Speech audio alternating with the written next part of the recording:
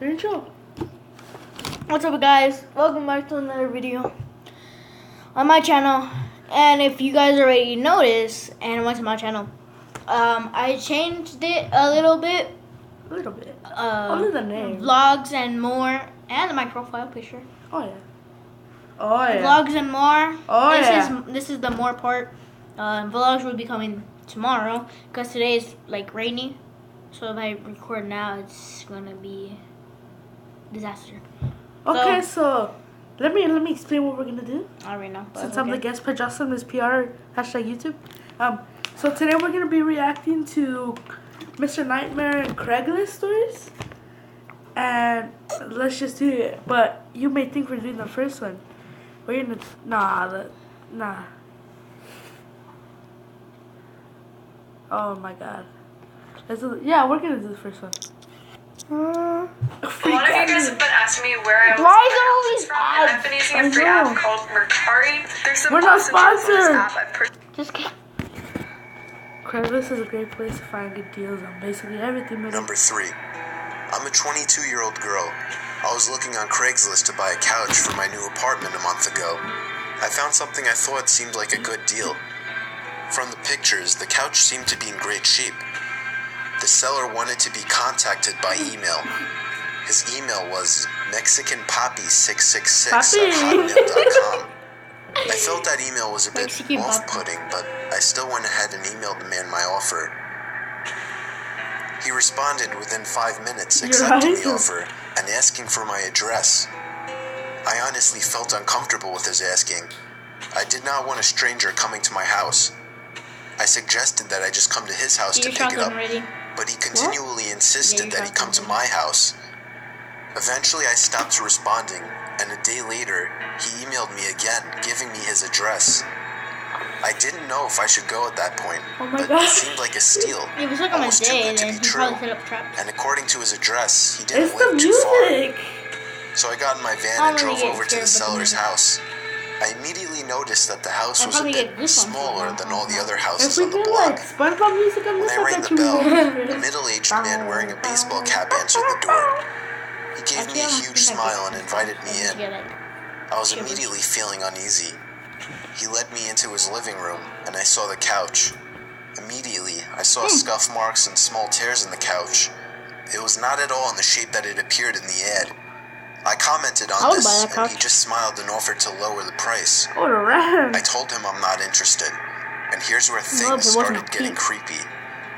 As I was making my way out of the house, he put his hand on my shoulder and offered to give it to me for free if I was willing to, quote-unquote, give something to him. I let out a disgusted gasp and got back into my car. I didn't even look up out the window. I just drove away from there quickly. But it doesn't end there. That same night, I was laying in my bed watching TV when I thought I heard somebody stomping up the steps of my porch. It was I Poppy. muted the TV and was able to clearly hear the sound of somebody fiddling with my front doorknob. I jumped out of my bed and tiptoed over to the front door to look through the peephole, but whoever it was already gone. And then I was scared. I thought I could hear the sound of jokes. the gate to the backyard opening and closing. I've heard this That was before, and when I I still grabbed get the phone and scared. dialed 911. Soon after, I heard the sound of somebody fiddling with the doorknob to the back door of the apartment. I yelled to whoever it was that the police were on their way. Poppy, And the after police are on that, the way! I heard the sound of the gate opening and closing again. They were not. This was a month ago. Nothing has happened since, but I still can't sleep at night. I'm 99% sure it was the man that was selling the couch. He must have followed me home. There was no way it was just a coincidence. I don't plan on using Craigslist anymore, and I'm still trying to find a new apartment. Number 2. I was looking for a car to buy. Okay, I've only seen the first one.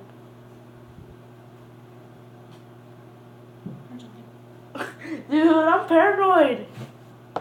But Ronaldo's keeping us safe. Ronaldo! We're trusting you. My son for his What if they're 18th. in the ceiling? Huh? What if they're in the ceiling then? Or you Ronaldo, just drop down. We're not outside. I'll push you back and home run. I'm just kidding. Damn it. God damn it. Oh my god, you pushed my hand. Everything's wrong with this. I was searching all the typical car websites, cars.com, eBay Motors. They were all overpriced as expected. Craigslist was the only place to find an actual deal. About a week into my search, I found an 03 Toyota Camry. It had 67,000 miles, no accidents, no damage, and good condition for only $3,500. This seemed like a steal for such a reliable car with such low mileage. I'm not scared. The seller lived about 10 miles from me, which was a reasonable drive when looking for a car. I gave him a call to set up a time to come check it out. The man sounded normal on the phone. He assured me that there were absolutely no problems with the car. He introduced himself as Bob. When I do this, I it looks brought like I have along no eyebrows. $3,500 in cash, even though I planned on wiggling down the price as much as possible. No, it's Bob the Builder.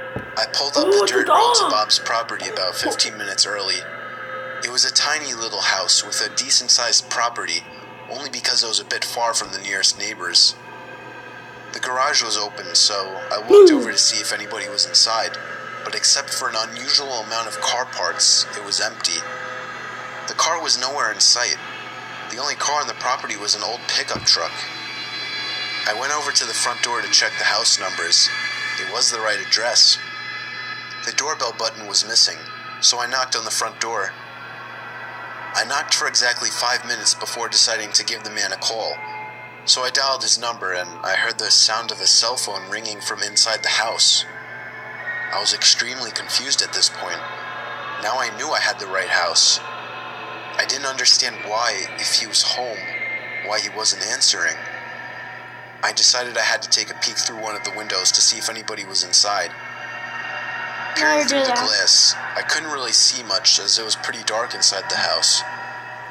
I saw a very old-fashioned dining room set, but across from that, I saw somebody standing at the back door of the house, staring outside. I figured that must have been Bob, so I knocked on the window, but he didn't even move. There was no gate or anything to the backyard. It was just a wide open yard since this wasn't a rural area. Not to be racist, but I think it was a Mexican person.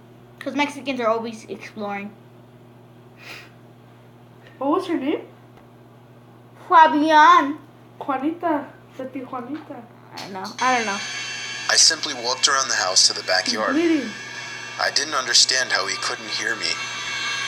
When I got to the back door, I made a shocking realization.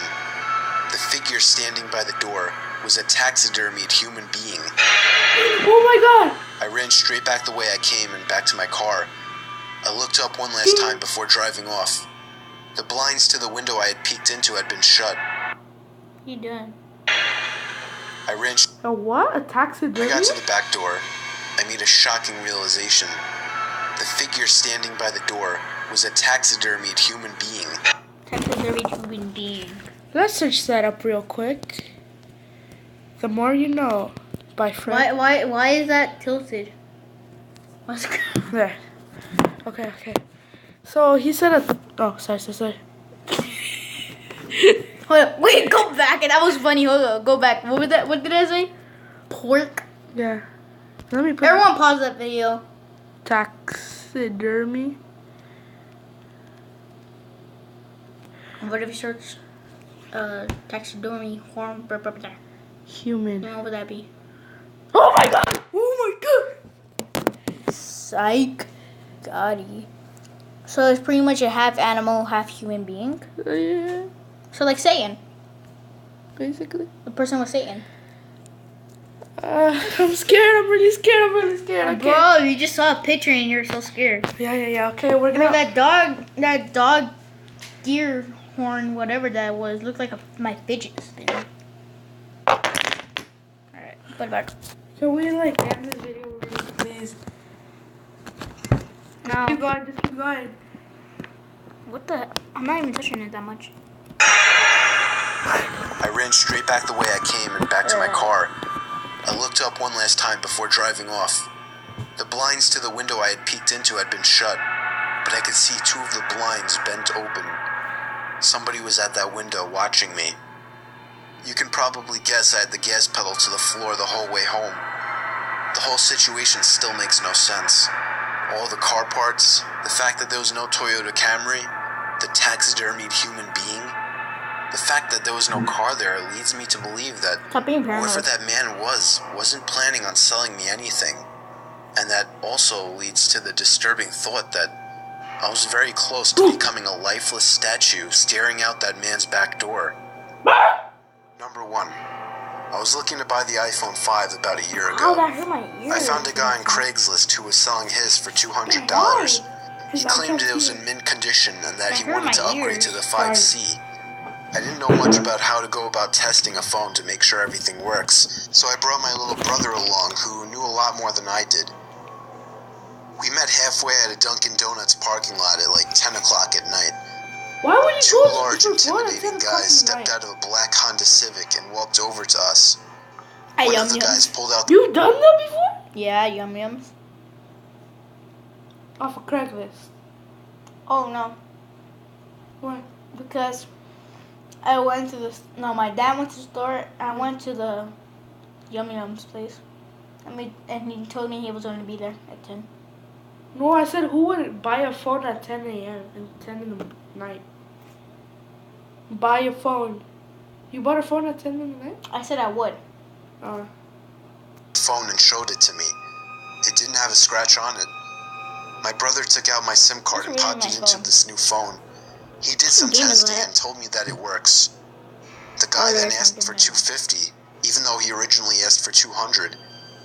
I lied and told him I only brought $200, and he seemed a bit unhappy with this. I did have $250, but I didn't want to spend more than he originally asked for $200. I lied and told him I only brought $200, Hold up. and he seemed a bit unhappy. He said 200. And now he's asking 250. I'd be like, nigga, I'm out. You just cussed. It's not a customer if nobody watches it. Are we gonna have to restart it? No, we could just go. No one knows where we live. No one knows where we live anyways. With this. I did have $250, but I didn't want to spend more than his original asking price. I kind of figured it was his way of making sure I didn't haggle down the price. He gave me my name. I handed the guy the $200, and he and his buddy got back in their car. We got back into my car, and I tested out the new phone by calling my girlfriend. I sat testing things around for about 5 minutes. My brother commented on the fact that the two guys hadn't left yet either, but I didn't really care. I started the car and pulled out of the parking lot. My brother then commented that the two guys started their car just as I had. Look, ugly one. I didn't find it too weird. I drove down the turnpike and eventually stopped at a red light. That's when I noticed the black Honda Civic pull up right behind us in my rear view mirror. I found that a bit weird since I was sure they came from the opposite direction. I continued my drive home, but every single turn we made, they followed, and close on my tail too. Stop it. Yeah, we're just gonna stop the video because he's running out of storage, and we'll see you guys next time. Bye, Fred.